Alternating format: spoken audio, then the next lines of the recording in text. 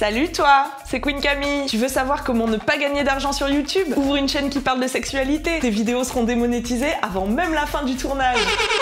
Bienvenue dans la boîte à cul, je suis là pour répondre à tes questions sur la sexualité. Propulsé par mademoiselle.com. Ça swing. Aujourd'hui, je réponds à un mail de Nine qui s'énonce comme suit. Salut Camille. Salut baby. J'ai 22 ans et le sexe pour moi c'est récent. J'ai eu 2 partenaires, j'ai couché avec les 2, mais mon vagin n'admet pas encore la pénétration. Je me suis contentée de préliminaires, car les tentatives de pénétration étaient à chaque fois douloureuses et mes partenaires ne voulaient pas me faire mal. Sympa de leur part. Résultat, je suis toujours vierge de la pénétration vaginale et je commence à complexer sérieusement sur cette situation. Je n'ose plus aller vers d'autres garçons de peur de vivre la même situation à chaque fois. Si tu as des paroles rassurantes ou des solutions, ça me ferait beaucoup de bien. Et faire le bien autour de moi, vous le savez, c'est ma grande passion. Chère Nine, sache tout d'abord que c'est une question qui m'est régulièrement posée par mail. Tu es loin d'être la seule à te la poser. Alors voyons tout d'abord ensemble quels sont les ingrédients d'une agréable pénétration. Il nous faut donc de l'ail, de la ciboulette, de la crème fraîche et de la cyprine. C'est la mouille, t'as vu? Alors, sautez sur vos poils. Au revoir. Et bon appétit, bien sûr. La lubrification, c'est comme le pognon, hein. Il y en a jamais trop. Moi, j'aime l'argent. Avec, on peut acheter du lubrifiant. Tu auras aussi besoin d'avoir envie de sexe dans ta tête et pas seulement dans ta culotte, car il y a un phénomène dont on parle peu et qui s'appelle la non-concordance du désir. Ça t'excite hein, quand je dis des mots compliqués. C'est quand la tête veut du sexe mais que ton corps ne suit pas, aussi connu sous le nom de coup de la panne. Ça peut toucher les hommes comme les femmes. Donc parfois tu as envie de faire du sexe mais t'achattes pas trop et c'est relou. Ok, t'es prêt? On va sauter à 3 là. 1, 2... Non.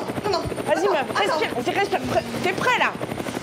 Vas-y, moi je suis chaud là, c'est parti là. Non, mais je peux plus le faire. Tu peux pas me lâcher maintenant là, ça fait 6 mois qu'on attend ça. Je suis même pas désolée, mais je peux le faire. Putain de traîtresse. C'est un truc qu'expérimentent beaucoup de personnes, comme nous le confirmeront les gentils chats abonnés en commentaire, n'est-ce pas? Et l'inverse est aussi vrai, parfois ton corps est OP, mais ta tête non, car tu es à la bibliothèque, section maths appliquées, ça n'est juste pas le moment. Allô? Ouais, c'est ta chatte. Non, je suis à la bibliothèque là, je te rappelle.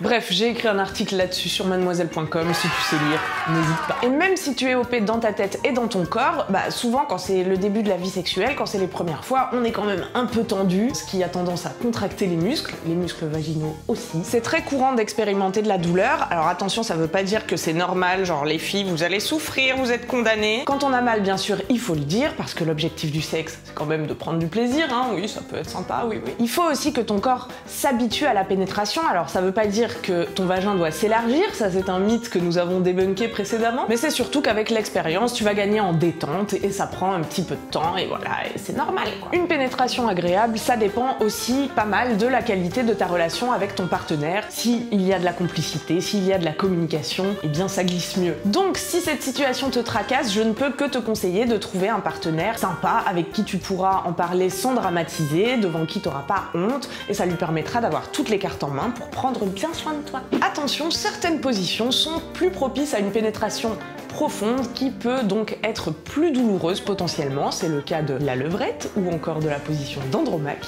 En tout cas, avoir mal, ça arrive et il ne faut pas hésiter à le dire à l'autre car il n'est pas dans ton corps et il ne peut donc pas le deviner. Avoir mal, ne pas prendre de plaisir et se taire, ça casse vraiment l'ambiance. Demander de changer de position ou de ralentir le rythme, si c'est susurré au creux de l'oreille, c'est très sexy. Parler, c'est sexy. Et si ton partenaire a peur de te faire mal, tu peux le rassurer en lui disant que tu lui signaleras si quelque chose ne va pas et en lui signalant aussi quand ça va très bien. J'ai une autre bonne nouvelle, la pénétration n'est pas obligatoire. Yeah. De plus en plus de voix s'élèvent dans le monde pour rappeler qu'un rapport sexuel hétéro n'est pas forcément centré sur pénis dans vagin. Il existe des couples qui ne pratiquent quasiment jamais la pénétration parce que voilà, ils préfèrent faire d'autres trucs, c'est leur droit. Donc encore une fois, ne te mets pas trop la pression, va à ton rythme et surtout n'essaie pas de faire rentrer de force cette pratique dans ta vie. Tu vois l'image ? N'essaie pas. Si tu réessayes mais que tu continues d'expérimenter des douleurs intenses de façon récurrente, je te conseille de consulter un gynéco. Le vagin est souple et élastique et il est censé se détendre pour permettre le passage du pénis, mais il y a des pathologies qui rendent la pénétration difficile voire impossible. Je vais t'en citer 2. Le vaginisme qui fait que les muscles à l'entrée de la vulve se contractent involontairement et empêchent l'intromission, c'est-à-dire l'entrée du pénis dans le vagin.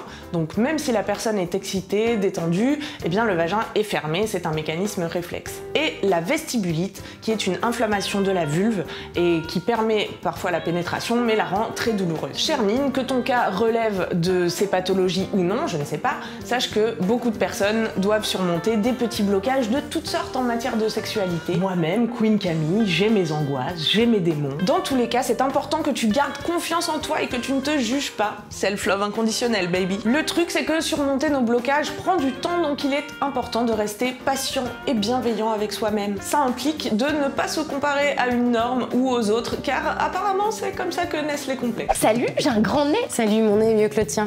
Au revoir. Oui, je suis ton nouveau complexe. Tu sais que les grands nez, c'est vraiment de la merde, hein. Voilà, Nine, j'espère que cette boîte à cul t'a rassuré. Si vous avez vécu la même chose, n'hésitez pas à le dire en commentaire et à rassurer Nine. On est tous avec toi, Nine. Moi, je suis derrière vous toutes et tous. Non, c'est bizarre dit comme ça, hein. Si tu aimes mes vidéos et que tu en veux plus, abonne-toi à cette chaîne. Lâche un petit pouce en l'air, ça fait toujours zizir. Et je te dis à mercredi prochain, 18h. Tu seras là? Moi oui, je suis obligée car c'est mon travail. Dur. Allez, bonne bourre, bye. C'est bon, je pensais que yes. Et au fait, abonne-toi à mon podcast, c'est le podcast sexo de Mademoiselle. Il s'appelle Coucou le cul et il est vraiment génial. C'est tous les vendredis sur toutes les applis de podcast et sur mademoiselle.com. Oh yeah.